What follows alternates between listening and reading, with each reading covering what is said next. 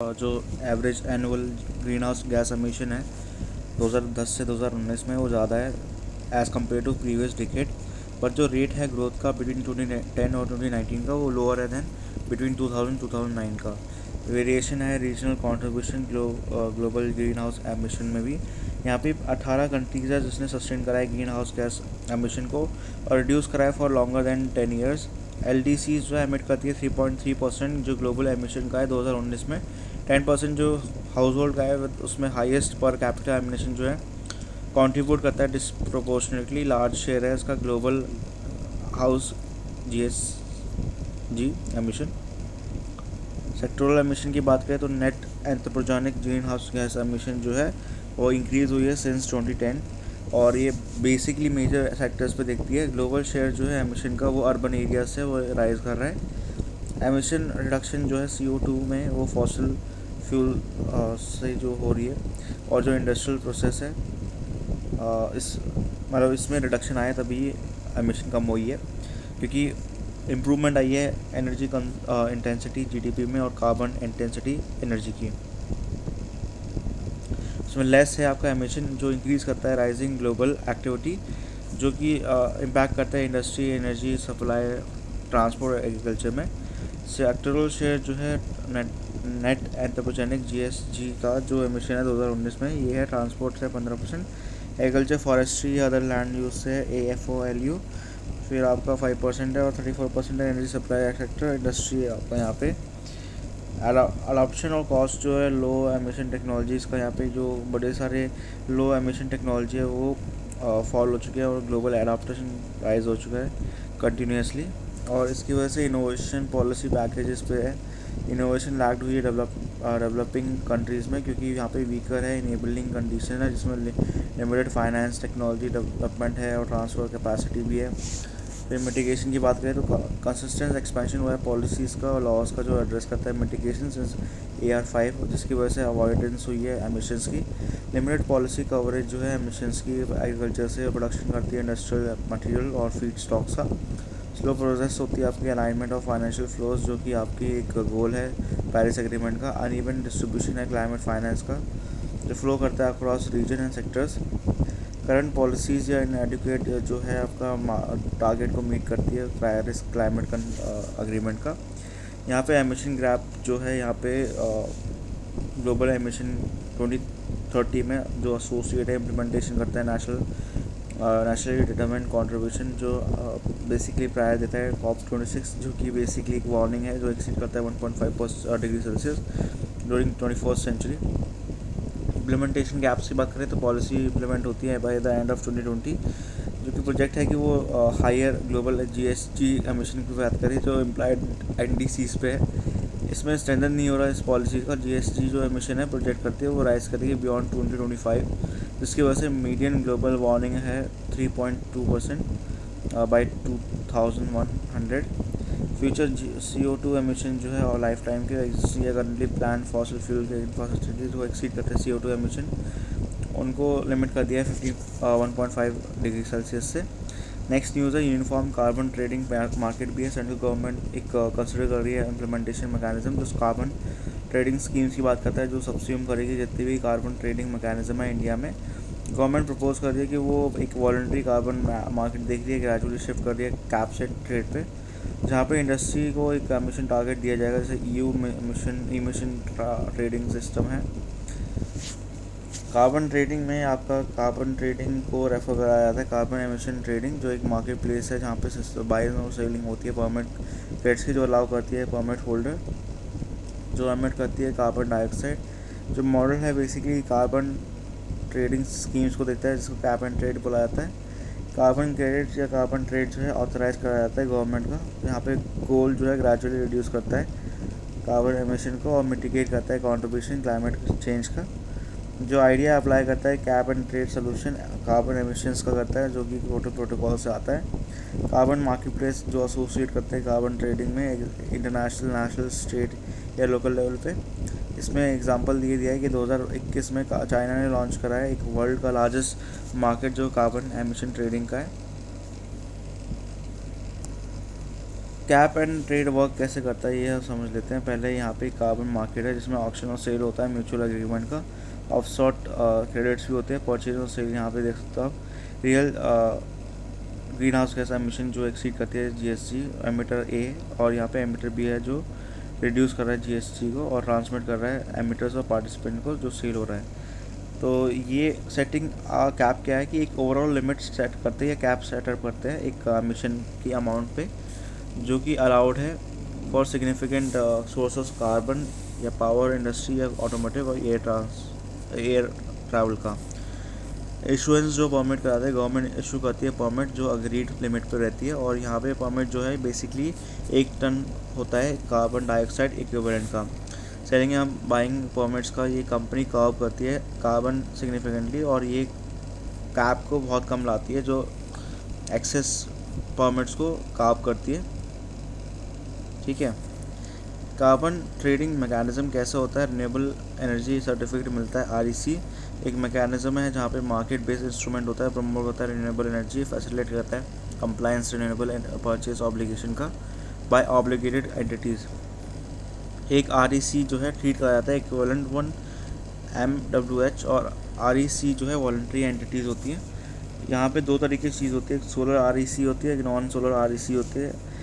Trade जो होती है वो CERC में होती है, सेंट्रल इलेक्ट्रिसिटी रेगुलेटरी कमीशन, जो अप्रूव करती है पावर एक्सचेंज, जैसे इंडियन एक्सचेंज हो गया, एनर्जी एक्सचेंज, और पावर एक्सचेंज इंडिया हो गया। यहाँ पे आप देखो तो 2 चीज़ें हैं, एक तो इंटरनेशनल कार्बन मार्केट है और जो पेरिस क्लाइमेट एग्रीमेंट के अंदर आता है। इंटरनेशनली ट्रेडेड मिटिगेशन आउटकम्स जो है इसमें बड़े सारी चीज़ें आती है, जैसे CO2 किलोवाट आवर्स हो गया रिन्यूएबल एनर्जी का। जो टर्म है ITMO, ये यूज़ होता है 1997 में। क्योटो प्रोटोकॉल रेफर करता है इंटरनेशनली ट्रेडेड कार्बन क्रेडिट्स जो गवर्नमेंट के बीच में होता है। एक कंट्रीज़ को देखते हैं और उनकी लिंक को देखते हैं। For example buying offset towards the national climate goals का होता है। सस्टेनेबल डेवलपमेंट मैकेनिज्म जो है बिल्ड करता है, कुछ फीचर्स शेयर करता है, जो फ्लेक्सिबल मैकेनिज्म को देखता है, क्लीन डेवलपमेंट मैकेनिज्म को देखता है, जॉइंट इम्प्लीमेंटेशन को देखता है, पेरिस एग्रीमेंट के अंदर जितनी भी पार्टी से होस्ट करती है SDM के प्रोजेक्ट को वॉलंटरी बेसिस पे। इसके अलावा यहाँ पे आप देखो तो एनर्जी सेविंग सर्टिफिकेट जो है परफॉर्म ट्रेड एंड अचीव के अंदर आता है। मार्केट बेस्ड होता है रेगुलेटरी इंस्ट्रूमेंट जो रिड्यूस करता है सिग्निफिकेंट या स्पेसिफिक एनर्जी कंजम्पशन जो एनर्जी इंटेंसिव इंडस्ट्री पर होती है। कवर करती है 13 सेक्टरल डिज़ाइन कंज्यूमर्स, जिसमें एल्यूमिनियम डिस्कॉम्स होटल होती है, कमर्शियल बिल्डिंग का, cement, fertiliser, pulp and paper जो होते हैं, थर्मल पावर प्लांट होते हैं, आयरन स्टील होती है।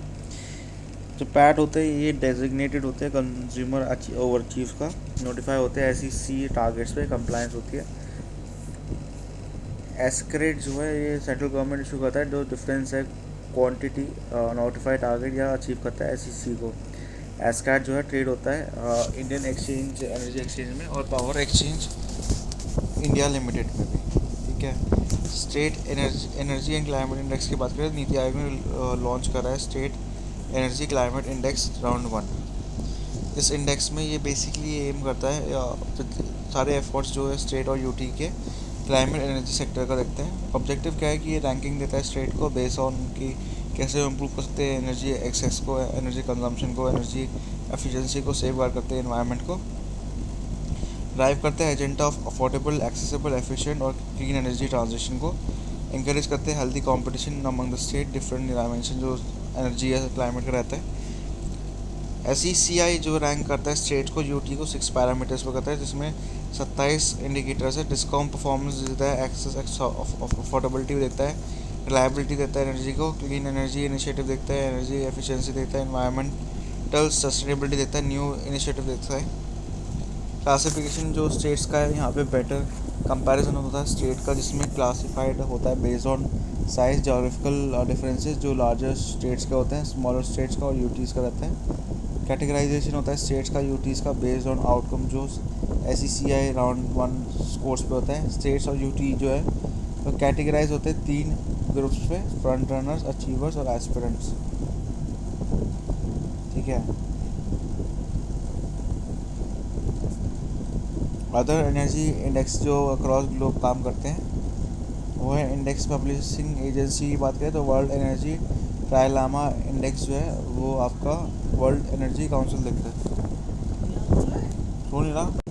ऐसे ही आपका जो एनर्जी ट्रांजिशन इंडेक्स है वर्ल्ड इकोनॉमिक फोरम करता है।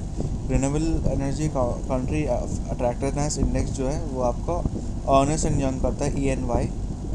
और फिर आपका जो लास्ट है क्लाइमेट का चेंज परफॉर्मेंस इंडेक्स जो है वो जर्मन वॉच EV करता है। ठीक है, मेजर क्या करता है? सबसे पहला वर्ल्ड एनर्जी ट्रायलेमा इंडेक्स है जो कि वर्ल्ड एनर्जी काउंसिल पब्लिश करता है। इसका मेजर ये है कि हर एनर्जी सिस्टम को परफॉर्म करता है in terms of energy security, energy equity, environmental sustainability कितनी है। एनर्जी ट्रांजिशन इंडेक्स जो वर्ल्ड इकोनॉमिक फोरम निकालता है वो मेजर करता है, चेक करता है नेशन की एनर्जी सिस्टम की इंफॉर्मेशन को। फिर आपका renewable energy country attractiveness index जो है आपका वो रैंक करता है, जो ENY निकालता है बेसिकली इकोनॉमिक्स को देखता है, जो कि बेस्ड है कि कितना इन्वेस्ट कर सकते हैं इस मॉडल में, और रिन्यूएबल एनर्जी पे रहता है यहाँ पे। फिर आपका लास्ट में है क्लाइमेट चेंज परफॉर्मेंस इंडेक्स जो ग्रीन वॉच EV निकालता है। ये मेजर करता है कंट्री की प्रोग्रेस कितनी है NDC 2030 का जो टारगेट अचीव करना है। इंडिया की रैंक देख लेते हैं। वर्ल्ड एनर्जी ट्रायलेमा इंडेक्स जो वर्ल्ड एनर्जी काउंसिल निकाला है वो है 127 कंट्रीज़ में से 75 पोजीशन पे इंडिया 2021 के हिसाब से। एनर्जी ट्रांजिशन इंडेक्स जो वर्ल्ड इकोनॉमिक फोरम निकालता है उसका है 87 आउट ऑफ 115। RECAI जो है बेसिकली ENY निकालता है वो है 3 आउट ऑफ 40। ठीक है, इसमें रैंक ठीक है। इसके अलावा यहाँ पे क्लाइमेट चेंज परफॉर्मेंस इंडेक्स में भी रैंक सही है, 10 आउट ऑफ 63 है 2022 का डेटा। बेस्ट परफॉर्मिंग कंट्रीज कौन सी है वर्ल्ड एनर्जी ट्रायलेमा इंडेक्स में? आपका स्वीडन, स्विट्ज़रलैंड और आपका डेनमार्क, तो SSD। इसके अलावा आपको देखना है यहाँ पे ETI जो है जो WEF निकालता है उसमें स्वीडन, नॉर्वे और डेनमार्क है। RECAI जो ENY निकालता है उसमें टॉप 2 पे USA, फिर आपका चाइना और फिर इंडिया, इसमें अच्छा है हमारा। फिर आपका CCPI में भी अच्छा है हमारा। टॉप 6 में डेनमार्क है जो 4th पोजीशन में, स्वीडन है 5th है और 6th है आपका नॉर्वे। ठीक है, सारी यूरोपियन कंट्रीज है। कार्बन कैप्चर और यूटिलाइजेशन की बात करें जो कि नेक्स्ट न्यूज़ है, तो department of science and technology ने इस्टेब्लिश कराया 2 centres. National centre for excellence जो कार्बन कैप्चर एंड यूटिलाइजेशन पे IIT बॉम्बे में है, और एक जवाहरलाल नेहरू सेंटर है एडवांस साइंटिफिक रिसर्च बेंगलुरु में।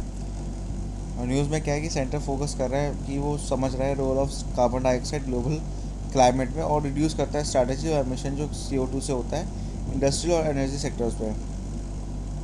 डेवलप करता है, डेमोन्स्ट्रेट करता है कार्बन कैप्चर कन्वर्जन को, और डेवलप कर रहा है रेलेवेंट मटेरियल्स और मेथोडोलॉजी को, प्रमोट करता है CCU रिसर्च, प्रोवाइड करता है ट्रेनिंग कंसल्टेंसी, ट्रांसलेट करता है रिसर्च एक्सीलेंस को सॉल्यूशंस पे जिसमें ग्लोबल इकोनॉमिक और सोशल इम्पैक्ट आता है।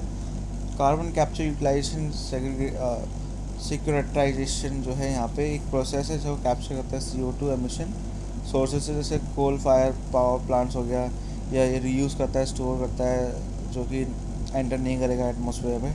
ऑब्जर्व करता है 85 to 95% CO2 एमिशन का एटमॉस्फेयर से।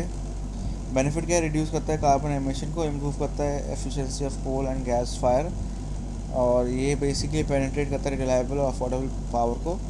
इशू क्या है इसमें? ये पॉसिबल लीकेज और रिलेटेड डैमेजेस को देखता है जो अंडरग्राउंड स्टोरेज साइट से होते हैं। हाई कैप्चर कॉस्ट होती है, लॉट ऑफ एनर्जी जो यहाँ पे कन्वर्ट कर जाती है CO2 जो कि यूज़फुल प्रोडक्ट्स पे होती है, जिसकी वजह से एमिशन को देखा जाता है।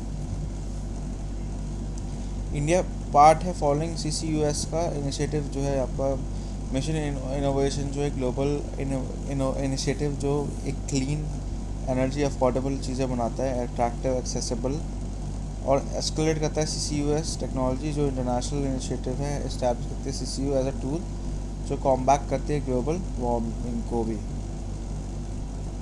ठीक है, इसके अलावा यहाँ पे जो नोबल स्ट्रैटेजी जो सिंथेसाइज करती है एडसॉर्बेंट्स जो कैप्चर करती है कार्बन को और यूटिलाइजेशन को, तो इंडियन साइंटिस्ट ने ये डिस्कवर करा है कि एक special type of nano particle या माइक्रो पार्टिकल है जो CCU का है, और यहाँ पे नोवल मटेरियल जो है बेसिकली सिंथेसाइज करते हैं जिसमें कोवलेंट ऑर्गेनिक फ्रेमवर्क्स भी है, जिसमें COF ग्राफीन और जेनस थिन फिल्म्स भी आती है। COF जो है ट्रैक करता है अटेंशन, जिसमें इंटरेस्टिंग प्रॉपर्टीज़ होती है, हाई ऑर्डर पोस्टेरिटी होती है, स्ट्रक्चरल वर्सेटिलिटी होती है, फसाइल सरफेस मॉडिफिकेशन होता है, हाई थर्मल केमिकल स्टेबिलिटी होती है, पोटेंशियल एप्लीकेशन होता है COF का, gas separation, storage, chemical sensing, luminescence, electric devices, drug delivery, energy storage और कन्वर्जन होता है। 4.1.6 की बात करें तो other climate change related news की बात करें तो फैसिलिटी जो है आपका लो कार्बन टेक्नोलॉजी डिप्लॉयमेंट की बात करता है। तो प्रोजेक्ट फाइनेंस जो है ग्लोबल इन्वायरमेंट फैसिलिटीज़ की बात करते हैं। तो united nation industrial development organisation जो कोलैबोरेट करते हैं, BBE bureau of energy efficiency की बात करते हैं, FLCTD ने लॉन्च करा था 2016 में। एक ऑब्जेक्टिव है जो बेसिकली आइडेंटिफाई करता है इनोवेटिव एनर्जी एफिशिएंसी और लो कार्बन टेक्नोलॉजी सोल्यूशन। तो बेसिकली एड्रेस करता है एग्जिस्टिंग टेक्नोलॉजिकल गैप्स जो इंडस्ट्रियल और कमर्शियल सेक्टर्स में है। इन्हें आइडेंटिफाई करती है 6 प्रायोरिटी टेक्नोलॉजिकल वर्टिकल जो इनोवेशन चैलेंज पे है इन द एरियाज, जैसे वेस्ट हो गया, हीट रिकवरी हो गया, स्पेस कंडीशनिंग हो गया, इंडस्ट्रियल रिसोर्स एफिशिएंसी हो गया, इलेक्ट्रिकल एनर्जी स्टोरेज हो गया।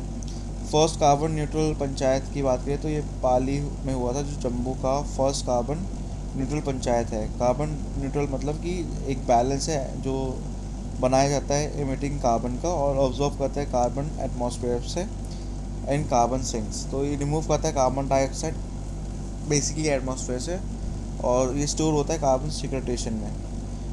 ठीक है, तो नेक्स्ट है इसका एयर पोल्यूशन। एयर पोल्यूशन में भी बहुत है इसमें, इसको भी ख़त्म कर देते हैं एयर पोल्यूशन। तो यहाँ पे एयर पोल्यूशन में डस्ट स्टॉर्म है सबसे पहला। तो सफ़र जो है system of air quality and weather forecasting research ने रिसेंटली पोल्यूशन बूट को देखा है मुंबई में, जो बताता है सेकेंड डस्ट स्टॉर्म। जो डस्ट स्टॉर्म क्या होता है, ये बेसिकली अफ़गानिस्तान पाकिस्तान के बॉर्डर से आते हैं और राजस्थान के एरिया से आते हैं। स्टॉर्म ओरिजिनेट होता है मिडिल ईस्ट से और फिर वो डस्ट अपने साथ कैरी करता है और नॉर्थ वेस्टर्न जैसे महाराष्ट्र, गुजरात, राजस्थान में आ जाता है। स्टैंड और डस्ट स्टॉर्म जो है नेचुरल इवेंट्स है जो स्ट्रॉन्ग और टर्बुलेंट विंड्स को ब्लो करते हैं ड्राई लैंड पे, और यहाँ पे बहुत ही लिटिल या नो प्रोटेक्शन होता है फ्रॉम वेजिटेशन कवर। जोग्राफी और प्लांट डाइवर्सिटी इससे इम्पैक्ट होती है। फॉर इंस्टेंस जो फ्लैट एरियाज़ है जिसमें स्पार्स वेजिटेशन या ड्यून्स है वो ज़्यादा प्रोन होते हैं इन स्टॉर्म्स से, और ये अलाउ करते हैं बड़े सारे मोमेंटम को भी, जिसकी वजह से बहुत दिक्कत आती है। डस्ट स्टॉर्म की वजह से जो टेम्परेचर मिडिल ईस्ट का वार्म रहता है, जिसकी वजह से लिफ्टिंग ऑफ डस्ट होती है एयर में। टेम्परेचर जो है वेस्टर्न एरियाज़ में जैसे आपका अरेबियन सी में है वो वार्म होता है, जो कि फेवरेबल होता है स्टॉर्म के एंटर होने के लिए। यहाँ पे अगर देखो तो आपका जो इम्पैक्ट आता है डस्ट स्टॉर्म में वो ट्रांसबाउंडरी होती है, मेट्रोलॉजिक हैजार्ड होता है जो अफेक्ट करता है एग्रीकल्चर, एनवायरनमेंट, एनर्जी, एविएशन को भी। ठीक है, तो इसको दिक्कत करता है। दूसरा है कि डिपॉजिट करता है डस्ट ग्लेशियर में, जिसकी वजह से वार्मिंग इफेक्ट होता है, मतलब गर्मी ज़्यादा बढ़ जाती है। रिड्यूस करता है क्रॉप यील्ड को, क्योंकि सॉल जो बरी होते हैं यहाँ पे, इसकी वजह से प्लांट लॉस होता है प्लांट के टिश्यू का। लार्ज पार्टिकल्स की वजह से यहाँ पे स्किन और इरिटेशन होती है लोगों को। स्मॉल पार्टिकल्स ट्रिगर करते हैं अस्थमा को, जो रेस्पिरेटरी डिसऑर्डर भी है। ये इंक्रीज़ करता है न्यूट्रिएंट्स डिपॉजिट्स में और बेनिफिट करता है वेजिटेशन में भी। इसके अलावा यहाँ पे वाटर पोल्यूशन और कंजर्वेशन जो है, ग्राउंड वाटर एक्सट्रैक्शन गाइडलाइंस की बात करें तो NGT ने इशू करा था 2020 में कुछ गाइडलाइंस जो इनसफिशिएंट है, जो एड्रेस करती है ग्राउंड वाटर क्राइसिस को। तो 2020 में गाइडलाइंस आई थी ग्राउंड वाटर रेगुलेशन का। तो मैंडेटरी रिक्वायरमेंट जो अप्लाई करता है NOC नए और एग्जिस्टिंग इंडस्ट्री का, ग्रुप हाउसिंग सोसाइटीज़ और private water supply tankers, NOC holders जो है उनको पे करना पड़ेगा ग्राउंड वाटर चार्जेस जो क्वांटम एक्सट्रैक्शन के बेस पे है, अनलाइक जो पहला प्रोविजन था जो नॉमिनल लमसम पे था। NOC no NOC to industry और ठीक है, कुछ ओवर एक्सप्लॉइटेड एरियाज़ में NOC नहीं मिलेगी। इंस्टॉलमेंट जो होगा सीवेज ट्रीटमेंट प्लांट्स का होगा, और rooftop rain water harvesting recharge system भी होगा, वेल्स भी होंगे जो मॉनिटर करेंगे NOC एरियाज़ में।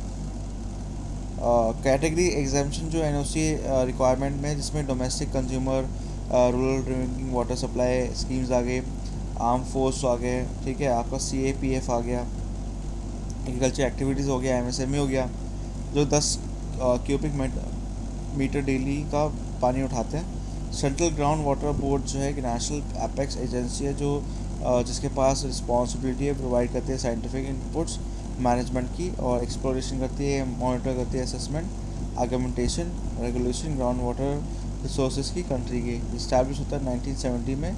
सबऑर्डिनेट ऑफिस है इसका मिनिस्ट्री ऑफ जल शक्ति में।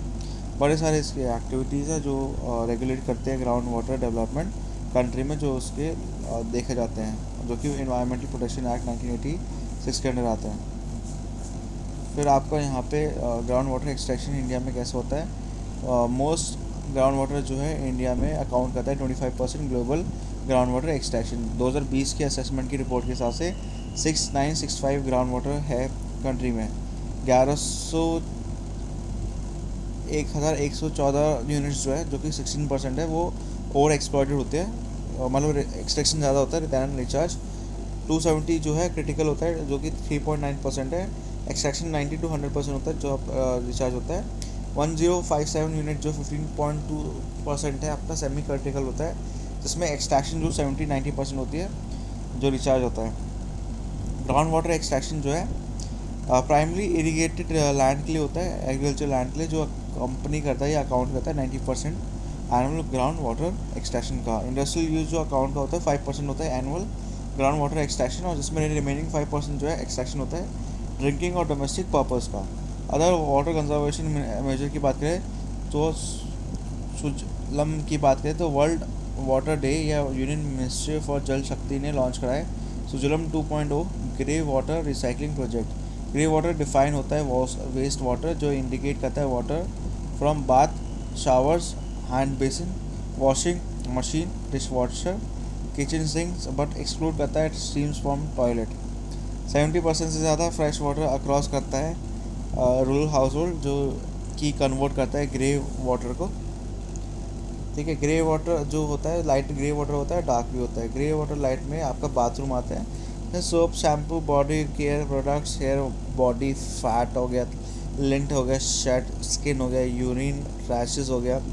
वॉश बेसिन की बात करें तो soaps, toothpaste, body care products, cosmetics, ये सारी चीज़ें आती हैं। डार्क ग्रे वाटर में किचन सिंक आ गया, जिसमें कुक फूड रेजिड्यू हो गया, फैट ऑयल हो गया, ग्रीस हो गया, डिश वॉशिंग डिटर्जेंट हो गया आपका।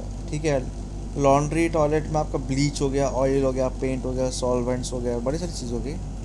नेक्स्ट है आपका एक्वा मैप। एक्वा मैप एक नया वाटर मैनेजमेंट चीज़ है, पॉलिसी सेंटर जो इनॉग्रेट करती है रिसेंटली आईआईटी मद्रास में। आईआईटी कोलैबोरेट कर रही है आईआईटी धारवाड़ के साथ, जिसमें ब्रॉड थीम है data science for water security और एग्रीकल्चर सब्सटेंसेस होती है यहाँ पे। एक्वा मैप का जो है प्रोवाइड करता है सोल्यूशन कॉम्प्लेक्स और चैलेंजिंग वाटर प्रॉब्लम्स को देखता है, smart optical water management practices को भी देखता है, जो इम्प्लीमेंट करता है इस फील्ड में। की एक्टिविटीज़ जो एक्वा मैप की है उसमें आइडेंटिफाई करता है ग्रेट चैलेंजेस, जैसे जो वाटर या वेस्ट वाटर मैनेजमेंट पे आते हैं, सेटअप करते हैं state of art hydro informatics laboratory को भी। मिमंता कन्वेंशन में 4th कॉन्फ्रेंस है पार्टीज़ की, जो मिमंता कन्वेंशन पे है मर्करी, और ये बेसिकली बाली है, इंडोनेशिया में है। अदर कन्वेंशन यहाँ पे है रोटरडाम, जो बेसिकली आपका केमिकल पेस्टिसाइड पे है। बेसिल आपका कंट्रोल करता है ट्रांसबॉर्डरी मूवमेंट जो हाजार्डस वेस्ट का है। आपका वियना जो है प्रोटेक्ट करता है ओजोन लेयर का। स्टॉकहोम जो है पर्सिस्टेंट ऑर्गेनिक पॉल्यूटेंट्स को भी देखता है। COP4 की बात करें तो यहाँ पे मीटिंग में जो है इंडोनेशिया में यूनाइटेड नेशन जो इंट्रोड्यूस करती है ग्लोबल डिक्लेरेशन करती है कॉल ऑन पार्टीज, जो MC होती है मर्करी, टैकल करती है ग्लोबल इलीगल ट्रेड और मर्करी। नॉन बाइंडिंग डिक्लेरेशन जो बेसिकली पार्टीज़ को देखती है, डेवलप करती है practical tools, notification, information sharing system जो मॉनिटर करती है, मैनेज करती है ट्रेड को मर्करी में। एक्सचेंज करती है एक्सपीरियंस को और प्रैक्टिसेस को, जो कॉम्बैट करती है इलीगल ट्रेड मर्करी में, जिसमें रिड्यूस करता है यूज़ ऑफ मर्करी आर्टिसनल और स्मॉल स्केल गोल्ड माइनिंग में। मिमंता कन्वेंशन जो है मर्करी, ये बेसिकली अडॉप्ट करा गया था 2013 में जेनेवा में। वर्ल्ड का फर्स्ट लीगली बाइंडिंग ट्रीटी है जो प्रोटेक्ट करता है ह्यूमन हेल्थ और एनवायरनमेंट को एडवर्स इफेक्ट से मर्करी के। ये बेसिकली आपके जापान के शहर के नाम हुआ था जब मिमंता डिजीज़ एपी सेंटर था, और न्यूरोलॉजिकल डिजीज़ है जो बेसिकली कॉज करता है मर्करी के सिवियरिटी पॉइजनिंग के, और 1950s में हुआ था। इंडिया ने साइन करा इसको 2014 में, रेटिफाई करा 2018 में, मतलब 4 साल के बाद 2017 में आया था। मर्करी कंसिडर कराया था by WHO as one of the 10 chemicals या ग्रुप ऑफ केमिकल जो कि हज़ार्ड है, ठीक है, क्योंकि ये इम्पैक्ट करता है नर्वस, डाइजेस्टिव, इम्यून सिस्टम को, लंग्स, किडनी, स्किन्स और आइज़ को। इंडिया सेकेंड लार्जेस्ट है user of mercury after US। तो ये भी इम्पॉर्टेंट चीज़ है। कुछ इम्पॉर्टेंट न्यूज़ भी है इधर जो कि बहुत ज़्यादा टर्म्स यूज़ करे जाते हैं, उसको जानना बहुत ज़रूरी पड़ जाता है जिनसे UPSC ऐसी चीज़ें पूछ रहा है। तो यहाँ पे कार्बोफ्यूरम की बात करें तो रिसेंट डेथ जो हुई है 95 हिमालयन ग्रिफिन वल्चर्स की, जो कि नियर थ्रेटन में, या स्टेपी ईगल जो आसाम में, उन्हें एट्रीब्यूट करा है पेस्टिसाइड पॉइजनिंग, जो कि कार्बोफ्यूरम की वजह से हुआ है। कार्बोफ्यूरम एक पेस्टिसाइड है जो बेसिकली आपका कंट्रोल करता है इंसेक्ट्स को और नेमाटोड्स को, जो कि वैराइटीज़ होती है इसकी एग्रीकल्चर क्रॉप्स की। एक एक्सटेंसिव यूज़ होता है इसका एग्रीकल्चर का, नॉन एग्रीकल्चर, जो डायरेक्टली रिस्पॉन्सिबल है एनवायरमेंटल कंटेनमेंट का, ह्यूमन हेल्थ का। इसके अलावा मिथाइल आइसोसाइनाइट जो है MIC जो है 337 टन्स हज़ार्डस वेस्ट है। Union carbonate carbide Indian limited जो है भोपाल में, ये बेसिकली बर्न होता है incinerator Pithampur industrial areas Indore में। जो वेस्ट है वो डंप हुआ था after leakage of 30 tons of methyl isocyanate from the plant. 1984 में हुआ था भोपाल गैस स्ट्रैटजी में। मिथाइल एस्कोसेनेट जो है, इसको MIC जो है कलरलेस लिक्विड है जो कि बनाया जाता है पेस्टिसाइड से। हाईली टॉक्सिक गैस होती है, केमिकली ये हाईली रिएक्टिव होती है। हीट को जब एक्सपोज करा जाता है वाटर के साथ तो एक कंपोनेंट जो MIC के रिएक्ट करते हैं दूसरे के साथ, जिसकी वजह से हीट रिएक्शन होता है। MIC के पास ज़्यादा प्रोडक्शन नहीं होती, ऑल्दो ये यूज़ करता है पेस्टिसाइड्स को। इमीडिएट हेल्थ इम्पैक्ट होते हैं यहाँ पे, अल्सर्स, फोटोफोबिया, रिस्पिरेटरी इश्यूज़ होते हैं, एनोरेक्सिया होती है, बड़ी सारी चीज़ें होती हैं। नेक्स्ट है आपका extended producer responsibility on plastic packaging. Recently MOEFCC ने गाइडलाइंस निकाली थी कि बेसिकली जो प्रोड्यूसर की रिस्पॉन्सिबिलिटी होती है वो एक्सटेंडेड होनी चाहिए plastic packaging under plastic waste management rules 2016 के अंडर।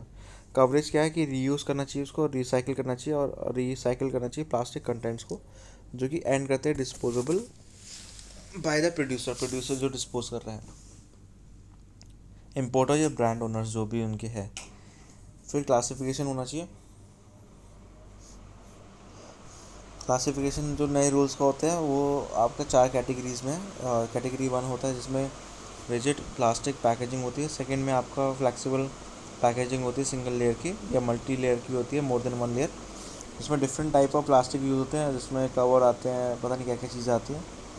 फिर कैटेगरी 3 में आपका मल्टी लेयर पैकेजिंग होता है, जिसमें एक लेयर होती है प्लास्टिक की, एक लेयर होती है मटेरियल की, और अदर देन प्लास्टिक और प्लास्टिक शीट का। फिर आपका कैटेगरी 4 में प्लास्टिक शीट जो यूज़ होती है पैकेजिंग के लिए। कंपल्सरी रजिस्ट्रेशन जो प्रोड्यूसर, इम्पोर्टर या ब्रांड ओनर्स जो है उनको प्रोड्यूस करना चाहिए आपका डिटेल्स रिसाइकिल सर्टिफिकेट्स का, और यहाँ पे आपका जो डिटेल है आपका क्वांटिटी वो सेंड होनी चाहिए नेक्स्ट फाइनेंशियल ईयर में।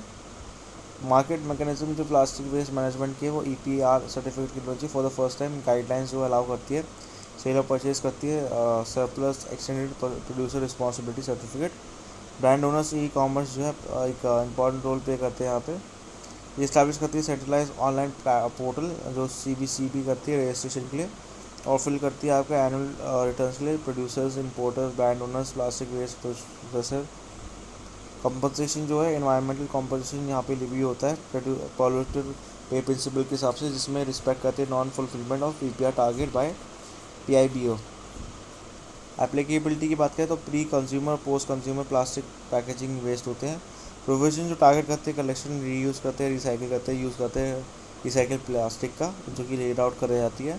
प्लास्टिक जो रिसाइकिल यूज़ होती है वो सेंड होती है for the end of life disposal, जैसे road construction, waste to energy, waste to oil, cement kilns हो गया। जो EPR टारगेट है वो इंक्रीज़ करता है 70% बाई 2022 से 2023, 100% है 2023 से 2024। और यहाँ पे रिसाइकिल ऑब्लिगेशन जो प्रोड्यूसर जो है यहाँ पे 50% जो है रिजिड प्लास्टिक होता है 2024 से 25, 60% होता है 2025 से 26 और 70% है 2026 से 27, 80% है 2027 से 28। एनुअल रिपोर्ट की बात करें, SPCB जो है या PCC जो है सबमिट करती है एनुअल रिपोर्ट EPR पोर्टल का, जिसमें रिस्पेक्ट जो है आपको फुलफिलमेंट होती है बाय प्रोड्यूसर्स, इंपोर्टर्स या brand owners. Plastic waste processor जो है आपका UTs में होती है, जो CBCB होती है। जो रिपोर्ट जो है सबमिट करी जाती है state level monitoring committee constitute करती है प्लास्टिक वेस्ट मैनेजमेंट रूल्स 2016 के अंडर। UNEA जो है रेजोल्यूशन जो एंड करता है प्लास्टिक पोल्यूशन को करता है, रिप्रेजेंटेटिव करता है आपका 175 नेशन से, जो बेसिकली इंडोर्स करता है resolution. United nation environmental assembly Nairobi में है आपका, जो बेसिकली एंड करते हैं प्लास्टिक पोल्यूशन, फॉर्ज करते हैं इंटरनेशनल लीगल बाइंडिंग एग्रीमेंट 2024 में। प्रकृति मास्कॉट की बात करें तो यहाँ पे United nation environment forest and climate change ने लॉन्च करा है प्रकृति मास्कॉट, जो बेसिकली आपका स्प्रेड करती है मासेस में अवेयरनेस अबाउट द स्मॉल चीज़ेस जो हो रही हैं। नेक्स्ट हम अभी तो नहीं करेंगे, नेक्स्ट लेक्चर में हम बायोडाइवर्सिटी भी स्टार्ट कर देंगे। तब तक के लाइक शेयर सब्सक्राइब करें चैनल को और अपडेट्स आते